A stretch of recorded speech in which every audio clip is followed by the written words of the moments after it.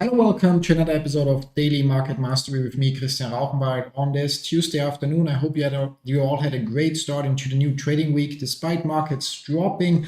As always, before we jump into my portfolio and into the markets, let's get the usual disclaimer out of the way first. Everything that I share in this live stream / video is my personal opinion and in no way financial or professional advice of any kind. You should always do your own research, consult certified professionals, draw your own conclusions, and make your own decisions. Besides that, all the tools that I'm using during the stream, so the broker, the charting software, the strategy I'm following, and so on, are all linked in the video description down below. And the one thing I truly recommend, outside of obviously liking, subscribing, and enabling notifications, is that you go and check out the Elliott Wave Principle. You can read this wonderful book for free when you use the link in the description down below. And you can use the same link to get yourself a physical copy as well if you want. That said, let's jump into my portfolio. We can see we have another break even starting to the day, although yesterday we had a small decline.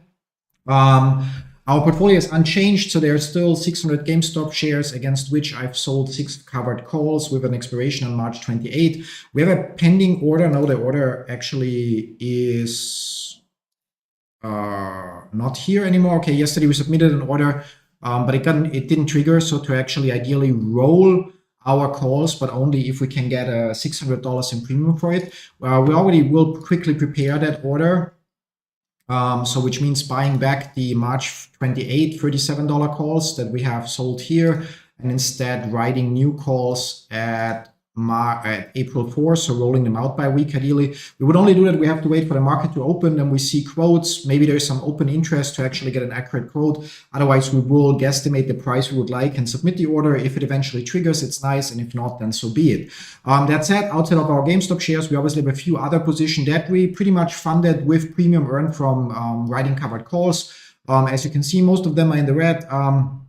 But yeah, they are not as big. So for us, the biggest concern is always going to be GameStop. We're going to open up the chart here and see actually that we have a little bit of a decline here, which finally brings, or not finally, maybe unfortunately, maybe fortunately, we'll see how it plays out, which brings us to the following point, that most likely wave 4 hasn't finished yet. And which also means we can actually roll down our calls, so for extra premium. So we might have to roll them out, but we can also at the same time roll them down. So which is lower here? This is 24.46. This here is 24.53, which means that most likely what we're looking at is right now wave 4 in progress that plays out as A, B, and then wave C. And we can see that the target area for that wave C would overlap with, for example, the 78.6 retracement. Now, it's not said yet that it definitely has to be like this. It's still possible that we already finished wave 4 here. This is 1, 2, 3, 4, 5, A, B, C. But considering the current retracement that we see here, I think it becomes more likely that we're actually looking at, as said, wave A, wave B, and wave C, but only time will tell. Either way, if we from here go further down, then we might, as said, be willing to also roll down our calls, because that would mean that we lose a little bit of time finishing this movement before we start the next upward movement, and that would still give us time. So maybe to roll them for the $35 calls, or maybe even go as far and roll them for $30. Although then we would not want to roll them out by week, which would be April 4th, which would be April 4th, yeah, here. So well, we could do that, and we might run more premium. We're going to look into that in, as said, 1 minute once the market is open. Outside of that, our GameStop pattern, so while the smaller labeling here with the assumption that wave 4 might have finished already, might turn out to be wrong. Our bigger level pattern is still, or overlaying pattern is still very much valid. So the question is just, as said, will this here prove to be our wave 4 point, or will we get lower? Additionally, as we can see based on this error here, that wave 4 would terminate in the area of wave 1, because our wave 1 point is obviously here, although technically the orthodox wave 1 point could also be here. We'll have to consider that. That would mean so if this is our orthodox wave 1 point, we would have to adjust our base channel. That's not even relevant anymore. Yeah, we don't have it on the chart. But even so, like if that's our orthodox point, it's at 22.7. The high is at 23.64. So even so, wave 4 would then still require to enter the price territory of wave 1, unless my labeling is wrong at some point. And if the labeling is correct and wave 4 actually enters that price territory that we have down here, then it would mean that we are actually looking at a diagonal. in which case we just have to change the pattern and we would basically not have an error, but it would be the requirement for that pattern to go down here. If we would have a diagonal, it would need to be a leading diagonal. It makes then a little bit, I don't know, in terms of time frames, because if this is our wave 1, 2, unless we have 1, 2, 3, 4, 5, but then we would already be looking at a diagonal here, which so it would throw up a few questions. So right now there are a few aspects that would still support the idea that wave 4 terminates here and we're actually in wave 5 up. But the moment we break the low that we had here at 24.46, that option flies out of the window and we'll have to reevaluate. But it would bring up a couple of questions. Yeah, I'm still long-term bullish on GameStop, so I'm fine with holding the shares, especially since we already earned multiple times, or not multiple times over, but we basically earned a lot of premium. Portfolio is still up since I moved to Interactive Broker in May last year. And however, we'll have to now check what we do options-wise, because with that decline, assets on one hand, we currently could roll them for a debit if we roll them out and down, and also down. No, that's 27. We want to roll the March 37. That would be for a small credit. We could already do that for a small credit. If we roll them, however, to $30, yeah, that's too little of a credit to give up potentially what, $3,500 or a little bit more in potential profits if a rally were to occur. So we wouldn't roll them like this, but we have, as said, March 28, $37 calls. And we would roll them for, if we roll them down to April 4th, then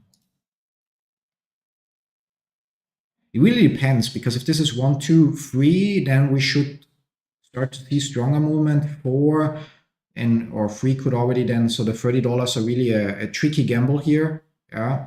So although if we get them called away at 30, we still technically are fine, because we also got them assigned at 30. But obviously then the question is, what do we do after that? So if we don't roll them down, if we just roll them down from 30 to 37, we still, so without expiration, or from 37 to 30, we would already get a credit of a total of then around $300 or $350. Whereas if we roll them out and down, it's like 100 more, but for a week longer. And if we just roll them to 35, but not up, so not out,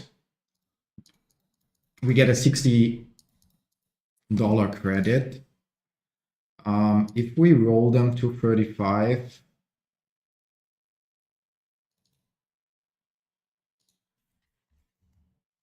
that would put us here. We roll them to 30. Tricky choice. So we wait a little bit longer. Obviously, option premiums change. So would I want to roll them on the same day, but for $60 in total? So just to get $60, which doesn't help us a lot, gets us 20 shares of NEO, for example. And not what we need here. Tricky question. If I, what's the best play here? Yeah, so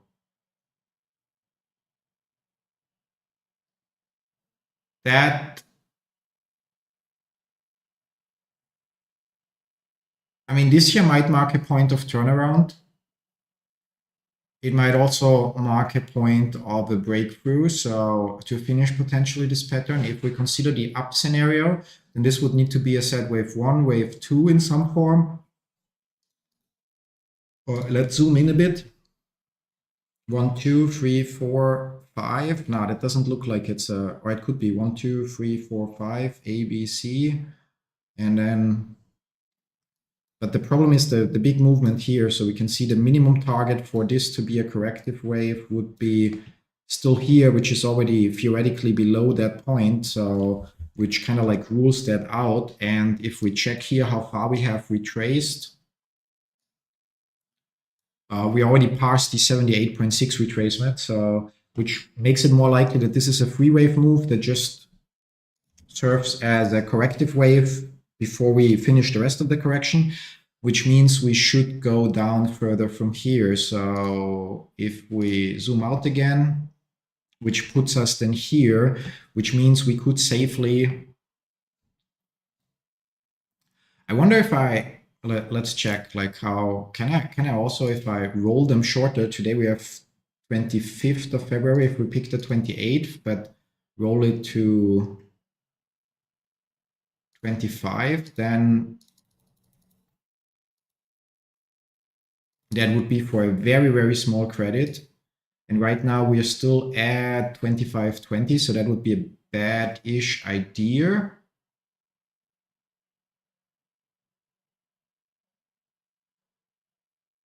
Since especially we can go here, so I would need to at most roll them to 27, let's say.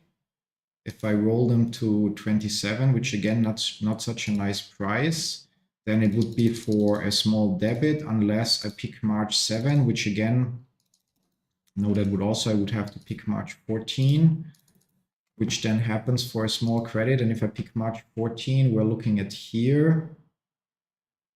And if we, and here, so if there is some upward movement, I actually would put my position at risk. So not the smartest move this way, although it would cut some of the expiration.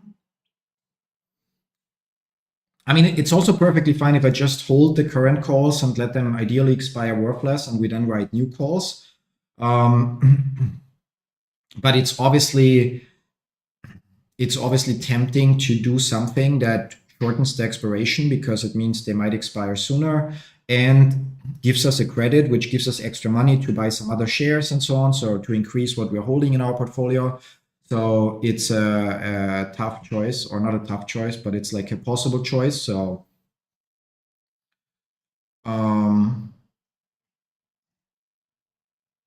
what other options do we have? So if I wait for the break here, which would be the confirmation that we go a little lower, so that we probably till March 7 trade down here, then I could roll them lower. But if I stick with the $30, so like that I don't write options below our assigned price, we can see that would still be a debit, and actually I would have to roll them to March 21st, $30, to get an astonishing like 80 euro.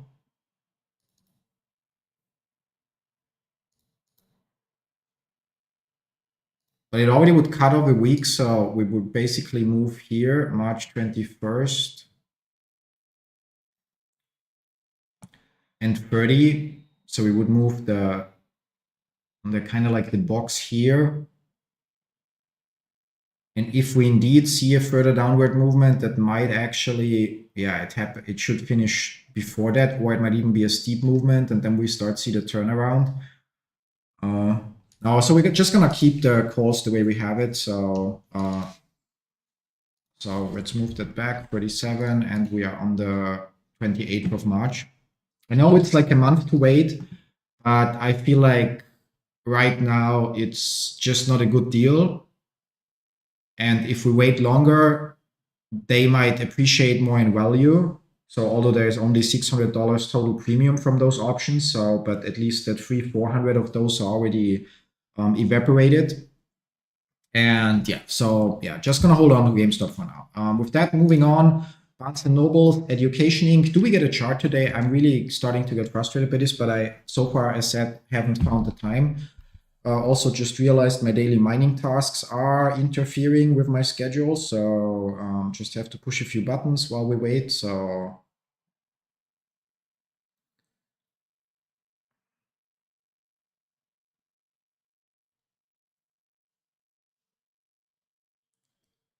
there we go. I don't know what's the issue. I really should open a ticket to figure this out, because it's just so weird. Maybe I will do this after today's stream real quick to record the screen, and do I have Loom on this computer installed? Yeah, so at least that's possible. Okay, so and yeah, there we go. Okay, then let's do it like this.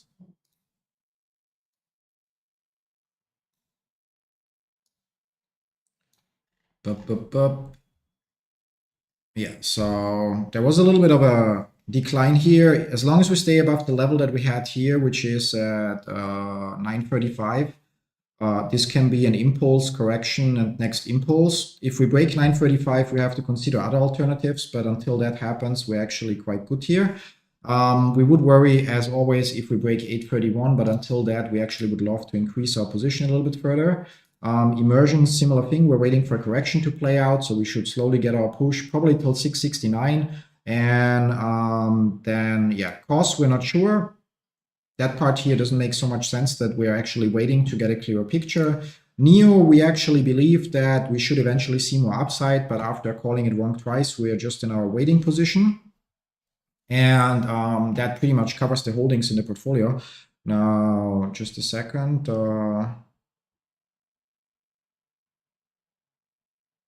That gets changed to 39 and mark is done, and there we go.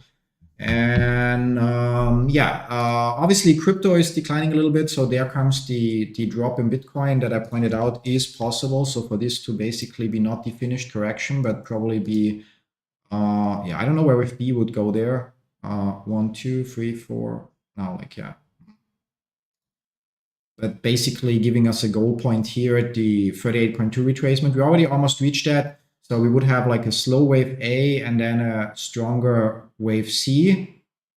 So might see that happen today, tomorrow, the next couple of days. So that would be then the area of potential turnaround. If we break that, we'll have to revisit the labeling here, but for now, that's kind of fine. XYO, we relabeled. We relabeled, and we're currently waiting for a set the decline a little bit further. So for finishing this A, B, C move, so that's fine and playing the way we want. And XRP should move sideways and slightly down. So to finish this fourth wave, HNTs should move finally down into the target area, a little bit below where we were here, maybe even to the $2 mark. Yeah, and Algo should also, as said, finish. We're already in the target area, but now we basically have 1, 2, 3, 1, 2, 3, 4, and maybe wave 5 making its last finish. Question is where we'll turn around here. So possible that this is the end of the correction, possible that we still get another push a little bit lower, but to the 20-cent mark or a little bit below 20 cent might, in my opinion, serve as the turnaround to give us the next wave up. And Amazon slightly declining further. And Frontline, we don't get a chart, yeah, so that we already tried, I guess, yeah. So there we also don't get a daily chart. If I switch here, does that work? No, okay. Close this chart, and NVIDIA we don't care right now, and the rest we SMCI declining, that we care about, yeah. So obviously still not out of the woods, but I believe that this might be now ABC and we get our next push further down. And yeah, I guess with that we covered the portfolio. As I said, for us the most important one is GameStop, which is slightly green today. We obviously had some pending losses based on this move or based on this move, but overall we are actually quite well positioned. Officially, our average based on the calculations by Interactive Broker is on 2450. And against those, we constantly keep writing our covered calls for premium that we then use to buy other stuff or increase our GameStop position. I feel like I've been selling or writing the call options for too little premium at some points. So I want to avoid making things like this. So for just pennies on the dollars in quotes. So we're just gonna wait a little bit longer for maybe even for our options to completely expire, but at least for them to decay a little bit further before we consider rolling them out. Yeah. The tempting thing would obviously be, so like just to show, the tempting thing would obviously be to buy back our calls here and instead, for example, sell the January 26 calls or write the January 26 calls. Even if we pick the, I don't know, $40 calls here, you can see that we would stand to generate, based on the current portfolio value, around 4 times 6, so 2,500 roughly. So an almost 20% return.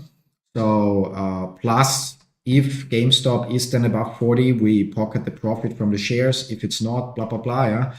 Which would be tempting, but which also would basically lock in our position for that long time. And if the value increases, well, as time passes, the options would on one hand decline in value, but on the other hand, if the value of GameStop increases, then they become more expensive and it might not be possible for us to close them out for a profit, but we would have if we wanted to close them out for a loss. So we keep trying to have our options between 45 days to expiration and maybe 20 days to expiration. Maybe if the volatility increases again, we switch to weekly calls again or weekly options again. Or maybe we keep, instead of every time we get some cash from writing the calls, maybe we pile up the cash a little bit so we can actually, on the other hand, also write cash secured puts again to increase our premium earnings. Not sure yet how we're going to do it. Either way, I'm fine with the portfolio right now. I feel like while we have a bumpy start into the new year, that by the end of the year, we're again going to beat the markets, but that's just my 2 cents. Anyway, I hope you were able to take something away from today's stream. Thanks for stopping by. I wish you all a pleasant rest of the day and then see you all tomorrow with another episode of Daily Market Mastery. Till then, bye-bye.